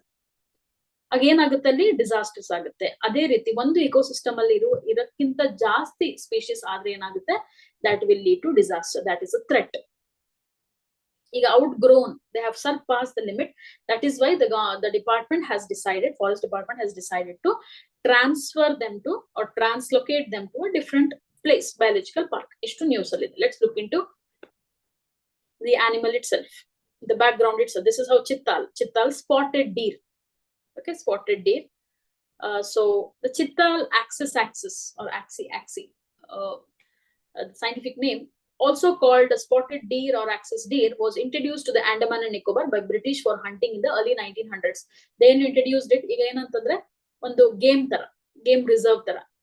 They stayed in Andaman, and for their entertainment they wanted something to hunt it upon. So they introduced this deers to the island. So they reproduced, they populated, overpopulated. Now we are taking the brunt of it, what they did in 1900s. Okay, yes. So habitat, what kind of habitat they live in? Open grasslands allo agutte. Savannas andre dry grasslands, tropical grasslands type allo spotted deers now nodbodu. Other than that, lightly forested areas, not thick dense forest, lightly deciduous forest, we can expect this. Okay, impact, what is the impact of these deers now, invasive species? There is an impact on local flora and fauna due to its invasive nature. Means when we say its invasive nature, they graze upon anything and everything in the given place, right? So local flora enagutte, there is no enough time for them to regrow. If you remember, we can go back to the same concept of Yellowstone National Park. Enaitali elk population increased because of absence of predators. Ille enagide overpopulated. I don't think so we'll be having enough predators here for them. That is also the reason where they have overpopulated and turned into invasive alien. So one might ask, adu India dalle iruvantaddu, naven introduce madilla bere kadeinda. Why it is called as invasive species? It is not native to Andaman, right? It was introduced from mainland India to the island. So it has turned into invasive alien species. That is the reason. Okay. So ishtu legal framework. Iga yenide authority, on what authority we can actually translocate this Chittal or spotted deer to different place? Okay. So the Wildlife Protection Act of 1972 governs wildlife conservation efforts in India. We all know this. ಯಾವ rule ಕೆಳಗೆ ಯಾವ act ಕೆಳಗೆ ಈ translocation ನಡೆಯುತ್ತೆ ಅಂದ್ರೆ WPA 1972. So under this law, the chief wildlife warden has the authority to permit translocation of the species for scientific management purposes, whose permission one has to take. The department, first, the department itself should be taking permission, or anybody who has the local committees or the government, they have to first take the permission from chief wildlife warden, who is the the authority which holds the ownership, or maybe not ownership exactly, maybe the powers over the protected areas in a given division, right? So chief wildlife warden do permission ತಗೊಂಡು ಆಮೇಲೆ ಟ್ರಾನ್ಸ್ಲೋಕೇಟ್ ಮಾಡಬೇಕಾಗುತ್ತೆ. The law mandates that translocation process should minimize trauma to the animals involved. Translocation ಮಾಡೋದ್ರಲ್ಲಿ problem ಇಲ್ಲ. We need it. ಯಾಕೆ translocation ಯಾಕೆ ಮಾಡ್ತೀವಿ? ಒಂದು ಜಾಗದಲ್ಲಿ ಓವರ್ ಪಾಪ್ಯುಲೇಟ್ ಆದ್ರೆ translocation ಮಾಡಲೇಬೇಕಾಗುತ್ತೆ. We have no other go. But when we are doing it, we should make sure that that is not amounting to the trauma to the animals. It may be elephants, it may be tigers, it may be deers, it may be any species, right? Translocation or trauma, psychological effect adar mele irbaardu. That would lead to even sometimes what happens, adike reproduction agalla, athwa maybe they will not grow, then again puna ನಾವು conservation madak start ಮಾಡ್ತೀವಿ. So we should make sure that we have to have a basic homework done, then we have to translocate them. ಅಷ್ಟು condition ಮೇಲೆ ಟ್ರಾನ್ಸ್ಲೋಕೇಟ್ ಮಾಡಬಹುದು ಅಂತ wild life protection act ಅಲ್ಲಿ ಇದೆ. So conservation status ಅಂತ ಬಂದಾಗ red list ಅಲ್ಲಿ, IUCN ರೆಡ್ ಲಿಸ್ಟ್ ಅಲ್ಲಿ ಲೀಸ್ಟ್ ಕನ್ಸರ್ನ್ ಅಂತ ಅಂದ್ರೆ we have enough population, they are out of danger. Okay, we have abundant population, they are not at all threatened, they do not face any extinction threat. Extinct ಆಗುವಂತ ಒಂದು ಯಾವುದೇ ಒಂದು factors ಇಲ್ಲ. So we have abundant population ಅಂತದ್ದೇನು ಎಲ್ಲಿ ಹಾಕ್ತಿವಿ ನಾವು? Least concern ಅಲ್ಲಿ ಹಾಕ್ತೇವೆ. So wild life protection act ಪ್ರಕಾರ schedule 2, this is like older one we are talking about, ಹಳೆ wild life protection, because current days amended wildlife protection act is still in ambiguity. They're still listing out the animals species, right? Because everything was changed, and 6 schedules to 4 schedules, it's been totally changed. So that's the reason we still look into, for the sake of it, knowing the protection status. So schedule 2 ashtondu utmost protection illa. Schedule 1 anta bandre utmost protection, schedule 2 anta bandre they are protected but less penalty. Killing a deer today, it is a wildlife offense, but not like you could go to jail or something, like if you kill a tiger. No, not like that. Still protected, penalties will be imposed. Okay, so this is about chital being an invasive alien species, ended up in Andaman Island, and the name of the island is Bose Island. Remember the name of the island, the species and concept of invasive species. Okay, so we will take short break for 5 minutes, then we will continue. Just a short break, I will continue.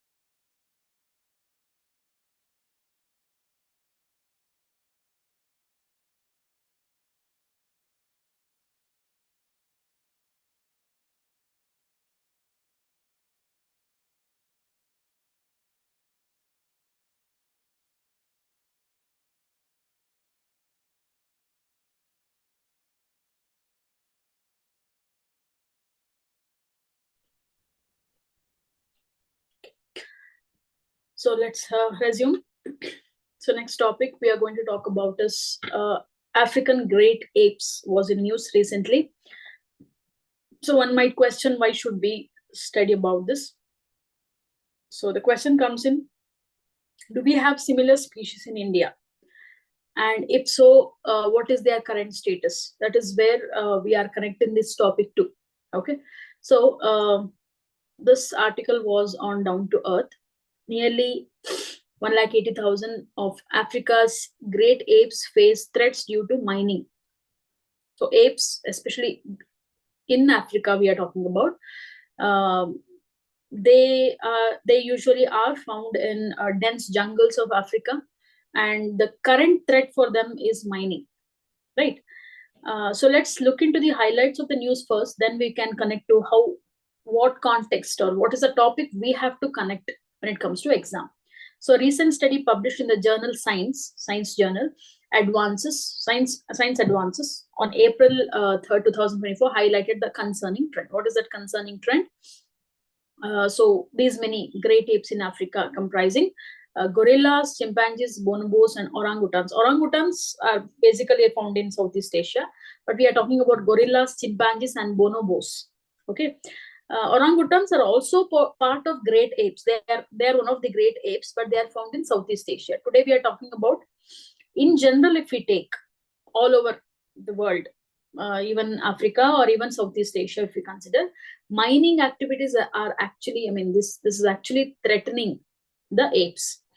So when we speak of apes, taxonomically speaking, these are primates. They come under the group primate, classification primate, wherein we share same or features, characteristics with these apes, because the very features of features of primates are grasping fingers and collar bones, wherein we share the similar traits with these animals, right? So moreover, we can even see the similar traits with chimpanzees and bonobos, especially when it comes to apes. Other than chimpanzees, apes means bonobos we can share more similarity with. So these great apes, known for their large size and human-like features, are at risk of direct or indirect harm due to mining operations, both presently and in the near future. ಇದು ಒಂದು report ಬಂದಿದೆ. So ನಾವೀಗ first ಏನ್ ಅರ್ಥ ಮಾಡ್ಕೋಬೇಕಂದ್ರೆ, what are apes, or what is the meaning of primates, and why are we actually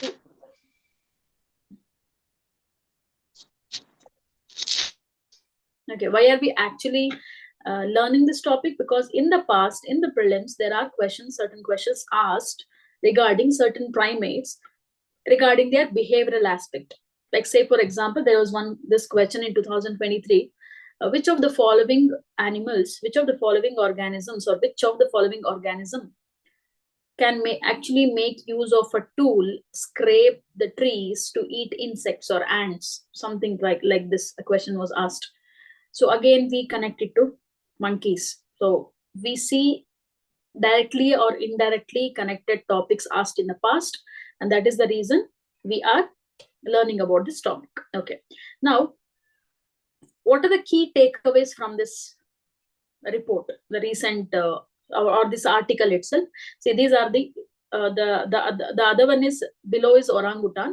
They have chimpanzees, bonobos, and gorillas, which have similar features or similar traits, behavioral, physical traits like human beings. That's why we are concerned. So West African apes face significant threats. Idella report the detail on the highlights on the consider ಮಾಡ್ಬೋದು. West African apes face significant threats due to their proximity to operational and pre-operational mining sites, with up to 82% of the population residing near these areas. So yaudella ಈ animals mining area hatra ide, we can see 82% of the population has been affected and it's been declining. The study highlights the growing dangers stemming from increased demand for critical minerals necessary for transitioning to cleaner energy resources. Again comes the question, an ethical question of should we go for mining activities, or should we rather conserve these animals? Why mining is rampant in these places? Because the minerals that are they are mining the resources, because these are the minerals which are necessary for clean energy resources, maybe lithium. maybe various metals, precious metals, or various minerals that is really required for the eco-friendly or transitioning to cleaner energy resources, and we need them as of now. But meanwhile, these species are affected. That is a report. That is what the report suggests. Africa experiences a surge in mining activities driven by this demand. There is a huge demand in Africa, so that's the reason, leading to deforestation and endangering the habitats of great apes. So, especially bonobo, chimpanzee, and gorilla, Central African chimpanzees, and various parts of the forest in Africa, and even bonobo monkeys. Orangutan, if you consider in Southeast Asia, not only for mining but also palm cultivation. I think we have mentioned this before also. We have spoken about it. So different places, different threats. Okay. So countries like, which are the countries where it is greatly affected? Liberia, Sierra Leone, Mali, Guinea, located in West Africa. So West African region known for mining, mostly mines, right? So here it is greatly affected. And this is exhibiting the highest overlaps between ape population density and mining areas, considerably a considerable risk to the ape population. Adu ee key takeaways alla namdu ನಾವು ಅರ್ಥ ಮಾಡ್ಕೊಳ್ಳೋಕೆ. Okay, current status ಈ ರೀತಿ ಇದೆ. Western part of ಆಫ್ರಿಕಾದಲ್ಲಿ mining ಆಗ್ತಾ ಇರೋದ್ರಿಂದ ಈ ಗ್ರೇಟ್ ಏಪ್ಸ್ ಗೆ ಥ್ರೆಟ್ ಇದೆ, ದೇ ಆರ್ ಅಂಡರ್ ಥ್ರೆಟ್ ಅನ್ನುವಂಥದ್ದನ್ನ ನಾವು ತಲೆಯಿಟ್ಕೊಬೇಕು. Now the next question comes in. How it is important and relevant to the exam? Will they ask question on apes of Africa? Rather, they would ask question on possibilities are there wherein, because this very animal is seen in question paper like as a part of option also before, and we have seen in the news also in the recent past. And the very ape, the only ape species which is found in India are Tughlaq gibbons. And I would not say they are the great apes, they are lesser apes. Great apes ಮತ್ತು lesser apes anta barutte. Unfortunately, or we do not have any great apes in India as part of Indian subcontinent, but we do have an ape species, the only ape species in India, which we call it as Tughlaq gibbon. Okay, regarding this we have to know. Adakoskara idanna artha ಮಾಡಿಸ್ಕೊಳ್ಳೋಕೆ, that is the intro you can consider. So ಈ concept ಅಥವಾ ಈ species ನಮಗೆ important ಆಗುತ್ತೆ, because it's been asked in the past, not direct question, match the pairs ಅಥವಾ one of the options ಆಗಿ ಕೇಳಿದ್ದಾರೆ. Recent ಆಗಿ ಒಂದು ಸಮಿಟ್ ಇತ್ತು, because India and China these are the prominent places where we can see gibbons, and even in Thailand, Myanmar, northeast India ಮತ್ತು neighbouring countries ಅಲ್ಲಿ ನಾವು ಇದನ್ನ ನೋಡ್ತೀವಿ ಅಷ್ಟೇ. This is the endemic species. We know what is endemic, found in that place only. Okay, so remember, Tughlaq gibbon is the lesser ape species and the only species of ape found in India. Hope you are getting the connectivity. Let's look into the features of this. So the Tughlaq gibbon is the only species of ape found in India, making unique and significant part of the country's biodiversity. And they are classified as lesser apes, and they are known for their distinctively long arms. You can see in the picture here, they have a very long arm, and agile tree dwelling behavior, or we can say they are mostly arboreal. They are always on trees. 90% of their lifetime they are on trees. They seldom come down on land. They are hardly seen on land. Okay, they are always on trees, so we call them as agile arboreals or agile tree dwelling behavior they have. And these gibbons inhabit the northeastern regions of India, particularly Assam, Arunachal Pradesh, and parts of Meghalaya and Nagaland. Andre northeast anta ಜ್ಞಾಪಕ ಇಟ್ಕೊಳ್ಳಿ.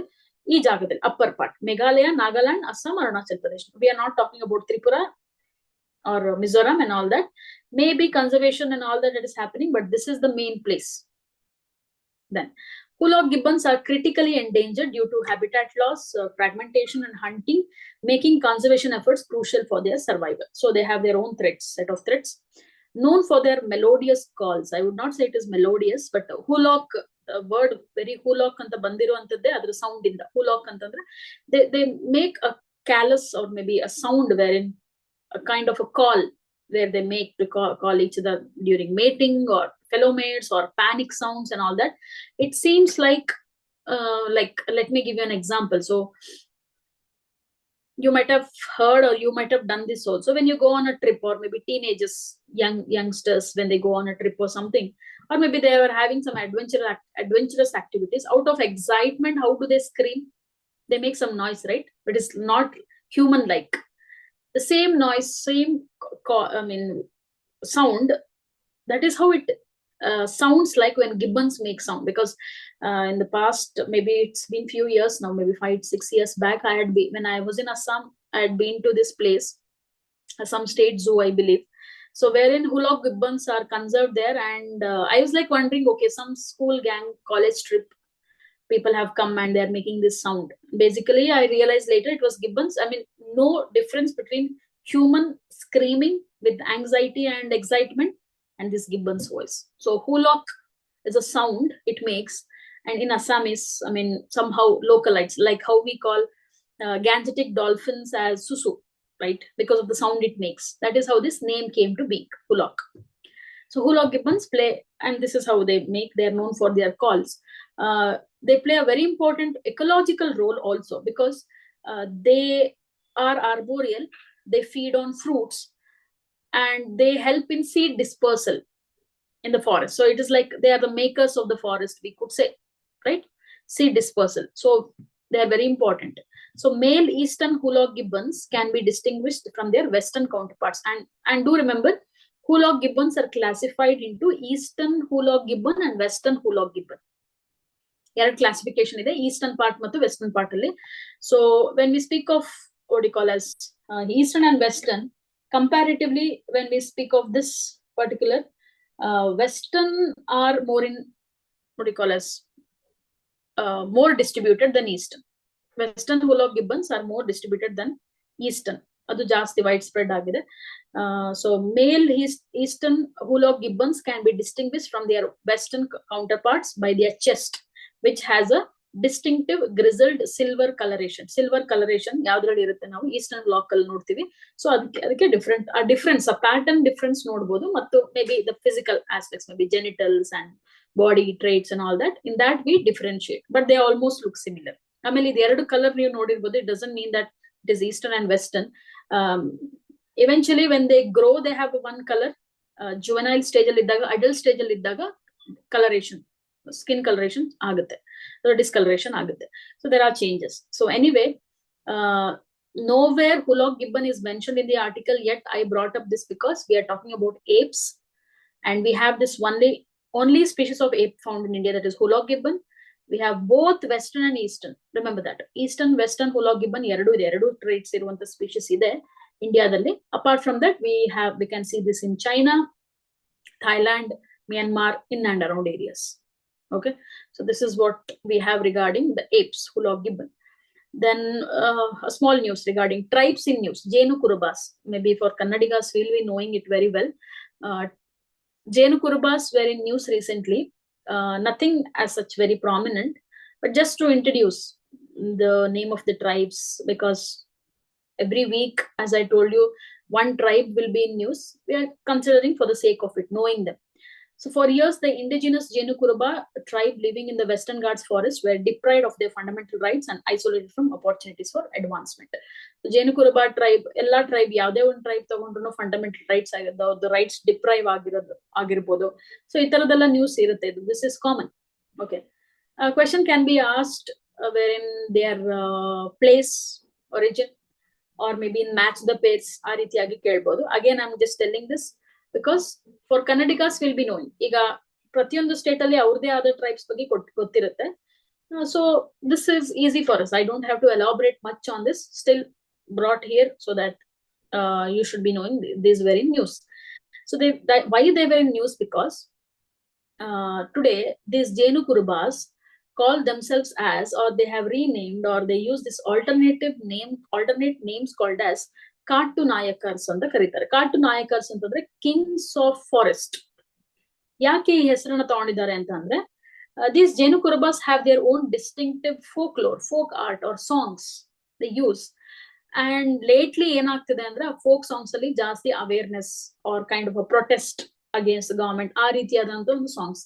Many documentaries, many movies, short movies, many activists, many filmmakers have visited this place, and they have n number of movies on them, and some of the songs are even used in some movies lately, Kannada movies. some documentaries, the songs, folklores na use ಮಾಡಿದ್ದಾರೆ ಅಂತ news ಅಲ್ಲಿ ಇತ್ತು. So that's what we are looking into. Recent ಆಗಿ ಒಂದು Malayalam ಮಂಜುಮೇಲ್ boys ಅಂತ, not the song is being used there, but the very person who is played, it seems, I have not watched the movie, but he has also made a documentary. Why not? Some people also live in edges of or the border of Karnataka Kerala border. There also this person has done a documentary on them. So vishaya enantandre, how they are advancing, how they are outgrowing their own festivals, and how they are changing the very folk form in them. So Jenu Kurubas andre namge gottu, Jenu honey gatherers or honey collectors.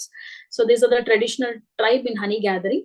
So where do we find them? In 3 places: Karnataka, Kerala, Tamil Nadu. ಈ border region ಅಲ್ಲಿ ನಾವು ನೋಡ್ತೀವಿ. So they live in a small settlement known as Hadi ಅಂತ ಕರಿತೀವಿ. Their primary occupation includes gathering MFP, minor forest produce, or non-timber forest produce ಅಂತ ಕರಿತೀವಿ, honey. Their lifestyle involves shifting cultivation, semi-nomadic existence also. Then they have a social organization with a leader called that headman Yajamana and ritual head or shaman Gudda, I believe that is the pronunciation. So this is what we have. Okay, so just to know, ಒಂದು ಪ್ರತಿ week ಅಲ್ಲೂ ಒಂದು tribes ಬಗ್ಗೆ ಯಾವ್ದಾದ್ರು ಏನೋ ಒಂದು news ಇರುತ್ತೆ. Just look into the tribes, where do they live, what is their uniqueness, and why they are in news. Okay, this you keep following this like a routine, then it will be helping you out in some of the other questions. Now we speak about science and tech. Forever chemicals was in news recently. Forever chemicals is a very old concept. It is not very new when it comes to awareness and all that. But why it is in news? IIT Madras study reveals presence of forever chemicals in Chennai lakes. In some of the Chennai lakes, forever chemicals were present, especially in drinking water. And what are these? First thing is, the places are where they are found. Okay, Buckingham Canal, Adyar River, and Chambaram Bakkam Lake. Ishtu jagadalli forever chemicals na identify madidare anta ಒಂದು study ಇದೆ. Question is not asked on the study, but question is asked on, or might be asked on, what are these forever chemicals? Why are they called as forever chemicals? So forever chemicals, the other name for them is pre- and polyfluoroalkyl substance. Eradu onde. Okay, forever chemicals andrunu same, athwa it is just synonymously can be called as pre- and polyfluoroalkyl substances andru onde. Iga ನೀವು POP ಅಂತ ಕೇಳಿದ್ರೆ persistent organic pollutants, ಅದು ಬೇರೆ. Likewise, questions on certain technical terms, especially when they are threatening the ecosystems, when they are found in the drinking water, when they are posing serious threat to health, that is when we have to give importance to. This is a basic awareness one should have. Nam daily life alle we never know we are consuming forever chemicals. So idella basic awareness, daily applications. Nim syllabus li ide kotirodu alba. You have a syllabus. I mean, when you look into the syllabus, what have they given under science and tech? Daily applications, general applications. ನೀವು ಏನು encounter ಮಾಡ್ತೀರಾ ನಿಮ್ಮ daily ಲೈಫಲ್ಲಿ, ಅದ್ರ basis ಮೇಲೆ questions ಕೇಳ್ತಾರೆ. That's why this topic. Okay, so in news, recent study by IIT Madras reveals the pervasive presence of, pervasive ಅಂದ್ರೆ extensive, spreading presence of forever chemicals, pre- and polyfluoroalkyl. ಅದು forever chemicals ಅಂದ್ರೆ pre- and polyfluoroalkyl substances, PFAs ಅಂತ ಕರಿತೀವಿ. You maybe you might have seen or noticed in certain products, free of PFAs, free from BPA, ಅದೊಂದು ಇನ್ನೊಂದು bisphenol BPA ಅಂತ ನೀವು ಕೇಳಿರ್ಬೋದಲ್ವಾ. Plastics free from BPA ಅಂತ ನೋಡಿರ್ಬೋದು, ಪ್ರಾಡಕ್ಟ್ಸ್ ಮೇಲೆ ನೋಡಿರ್ಬೋದು. No BPAs, no PFAs, right? Some products, not all the products. So these are dangerous. That's why they just make sure that when they manufacture, we do not have them. Okay, so PFAs constitute a broad category of synthetic chemicals. And PFAs andre it is set of chemicals, synthetic chemicals present in common items like non-stick cookware. Now you can think what all you have in your home and where do we have this PFAs next to us. Okay, upholstery, we are talking about the curtains, food packaging, water resistant coatings. Water resistant andre maybe any product we use, maybe some clothes, water resistant jackets, we have PFAS over there. Okay, and industrial materials. So idralella forever chemicals irutte. So see, consuming or possessing or having PFAS is not a trouble, but when they end up in water bodies, when they end up in ecosystem, when they decompose, when they actually threaten the ecosystem, that is where the concern comes in here. Okay, so their environmental persistence is notable as they do not readily degrade. Degradation agadu ಸ್ವಲ್ಪ ಕಮ್ಮಿ. They do not readily degrade, equivalent to plastics ಅಂತ ಹೇಳ್ಬೋದು. And they also pose various threats to human beings and other species also. That is why we are concerned about them. So let's look into, have a brief idea about this PFAS.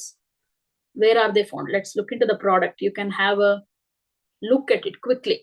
Recollect ಮಾಡ್ಕೊಬಹುದು ನನ್ನ ಹತ್ರ ಇದೆಯಾ ಇಲ್ವಾ ಅಂತ. Strain resistant products, fire fighting foams, microwave popcorn bags, eye makeup, mascara, whatever, mascara, eyelashes, pizza boxes. Okay, pizza boxes we are talking about. Paints, varnishes, cleaning products, what we use for cleaning.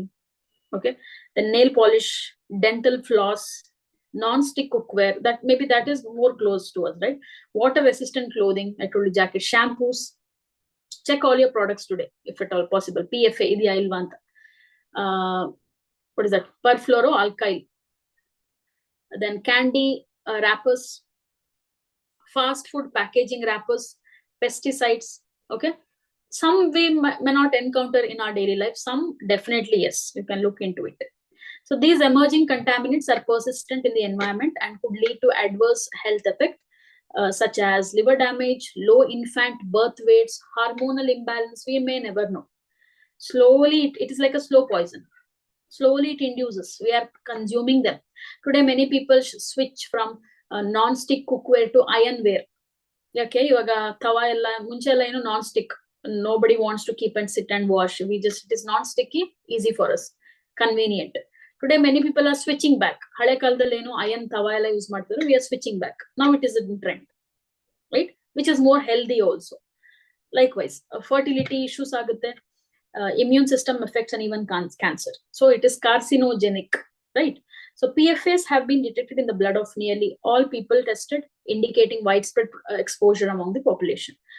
Due to their persistence and potential health risks, regulatory agencies worldwide are implementing measures to monitor and regulate PFAS use and contamination, including setting limits on acceptable levels in drinking water and consumer products. And one bottom line on the conclusion there. But this is not only for the exam perspective, this is like personal basis also. Maybe if you find time today, check all the products, check for the ingredients. Ingredients tumba chikka font alli kottirtare, nodabaradu navu anta. So look into that. Check whether your products what you are using have PFAS. Definitely it will be mentioned in the manufacturing details, right? So so this is regarding forever chemicals, just to have an idea about it. What is it exactly? Okay. Polyfluoroalkyl substances. So next, or maybe the last one would be atomic clocks. Maybe it is under defense. Why am I taking this topic? Because it's been asked, the very topic in a different way. It's been asked in the exam before, and even in 2020 the prelims also it's been asked. So we are taking this. What are these atomic clocks and where are we relating this topic to? So India is planning to install it is quite old, it's a news, but still maybe you might have come across already in last few weeks, but I thought I'll bring it here now. India is planning to install its own atomic clocks across the country to improve its timekeeping system and strengthen national defense capabilities in the coming years. So the atomic clock andre why there is a what is the significance of installing them and where it is related to. So why did we even thought of this to ring in one nation, one time? Trend alva, one nation, one something, everything is added. So this concept of having atomic clocks all began back in Kargil war. This effort began after denial of global GPS. Namge yavaga America davaru deny madidru. We wanted to know about the Pakistanis effort, or what you call as whereabouts or maybe activities in the region, and we wanted to know about the location. and America denied us giving that sensitive information during the condition, during this extreme condition of Kargil war, 1990s we are talking about. So that is when India thought that, okay, we should have our own GPS. GPS, it's actually an eponym. Andre the global agi ನಾವು ಹೇಳ್ಬಿಡ್ತೀವಿ GPS ಅಂತ ಹೇಳ್ಬಿಡ್ತೀವಿ. ಎಲ್ಲಾ ಕಂಟ್ರಿಯಲ್ಲೂ GPS. GPS is for America. Likewise, every country has its own navigation system, satellite positioning system. So India ಅಲ್ಲಿ ನಾವು ಅದೇನಂತ ಕರಿತೀವಿ? Can anyone tell me? India has it, Russia has it, China has it, Japan has it, European Union also have it. Very long back, this was a question. Russia says GLONASS, India says IRNSS or NAVIC. India do. China's it is Baidu. Maybe have you come across this? I'm just presuming you might have. This is a very old news. Okay, facts. Then ES this one European Union do Galileo, and Japan, if I'm not wrong, Zenith, quasi Zenith, I guess QS Zenith we have. So we have these many navigation satellite system. India has its own, that is NAVIC or IRNSS, right?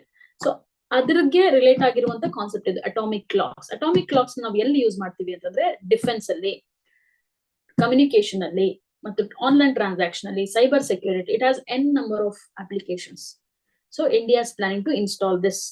Why are we speaking about this? Already twice news question on navigation system has been asked. One is direct question on IRNSS, ಅದ್ರ ಬಗ್ಗೆನೇ ಕೇಳಿದ್ದಾರೆ. Okay, Indian Regional Navigation Satellite System ಬಗ್ಗೆ ಕೇಳಿದ್ದಾರೆ. ಮತ್ತು ಯಾವ ಕಂಟ್ರಿಗೆ ಅದರದೇ ಆದ ಸ್ವಂತದ್ದೇ ನ್ಯಾವಿಗೇಷನ್ ಸಿಸ್ಟಮ್, ಸ್ಯಾಟಲೈಟ್ ಸಿಸ್ಟಮ್ ಇದೆ. ಆಸ್ಟ್ರೇಲಿಯಾ, ಜಪಾನ್, ಆ ರೀತಿಯಾದದ್ದು. So as I've already told you, India, US, Russia, Japan, China, these countries. Okay, ಈಗ ಸದ್ಯಕ್ಕೆ ನಾವು we have ಈ ಅಟಾಮಿಕ್ ಕ್ಲಾಕ್ಸ್ ಇರುವಂತ ವ್ಯವಸ್ಥೆ ಇರುವಂತ ಯಾವ ಕಂಟ್ರೀಸ್ ಇದೆ? We have US, the United States, the United Kingdom, Japan and Korea already have their own atomic clocks, and India is going to join the league. Okay, this is the news. Now quickly we will look into what is this atomic clock is all about. Atomic clock is a highly accurate clock and operates by using specific resonance frequency of atoms, commonly cesium and rubidium. Technical information. Okay, Louis Essen invented the atomic clock in 1955. The precision of the atomic clock is so remarkable, with an accuracy level where they would lose only about 1 second every 100 million years. So ಈಗ ನಾವೇನಾದ್ರೆ clock is losing 1 second every year ಅಂತ ಅಂದ್ರೆ, what does that mean? So we are losing the precision or the precise or the exact time, which has to be in tandem with the world clock. So time 1 second ಆಚೆಚೆ ಆದ್ರೂ it matters for, especially in defense operations, telecommunications, satellite, etc. So normal clock ಏನಾಗುತ್ತೆ, because of malfunctioning or because of some technical issues ಏನಾಗುತ್ತೆ, slow down ಆಗೋ chances ಇರುತ್ತೆ. But atomic clock ಅಂತ ಬಂದಾಗ ಅದು slow ಆಗದೆ, it will lose 1 second every 100 million years. ಪ್ರತಿ ವರ್ಷ, ಪ್ರತಿ ತಿಂಗಳು ಅಲ್ಲ. So it is more accurate. Hope you're getting it. Losing 1 second means losing time. You are losing in tandem. You are not coordinating with the global level. So that is why we need atomic clock, not the normal clock. So in India, atomic clocks are currently in operation in Ahmedabad and Faridabad. So these are the two places. Atomic clocks are being deployed across India to synchronize all digital devices with IST. ಈಗ ಸದ್ಯಕ್ಕೆ ಮಾಡ್ತಾ ಇದ್ದಾರೆ ಅದನ್ನ, IST ಜೊತೆ sync ಆಗಕ್ಕೆ ಇದನ್ನ deploy ಮಾಡ್ತಾರೆ. ಅದೇ ನ್ಯೂಸ್ ಈಗ. ಸೊ ಇದನ್ನ ಮಾಡ್ತಿರುವಂತದ್ದು National Physical Laboratory, NPL, under the Ministry of Science and Technology plus Ministry of Consumer Affairs. Usually you might think there can be a special financial aid or maybe technical support athara irutte. So Ministry of Science and Technology and Ministry of Consumer Affairs, they are jointly doing this. So India aims to reduce dependence on foreign atomic clocks by developing its own, particularly for critical infrastructure such as the IRNSS or NAVIC. As I told you already, we have our own navigation system. It is NAVIC. Question is being asked. That is where atomic clock we are connecting the topic to. Okay, so we have some applications here where it is used. When you receive the PDF, you can go through it. It is used in, already I've mentioned, it is used in navigation system. Navigational use applications ಕೇಳ್ಬೋದು. Okay, atomic clock, communications ಅಲ್ಲಿ, financial transactions ಅಲ್ಲಿ, banking transactions ಅಲ್ಲಿ, scientific research, national defense, and even space explorations. So we need this precise, accurate timing. That's why we are using atomic clock. So we consider this topic under defense. Okay, so today that is what we have, all these topics. Hope you followed. None of you spoke, and I'm just presuming you followed the topics, you had that conceptual clarity. If you have any queries, you can ask, or else we can wind up for day. Okay, so we'll meet you in the next session. Thank you so much. Take care and study well.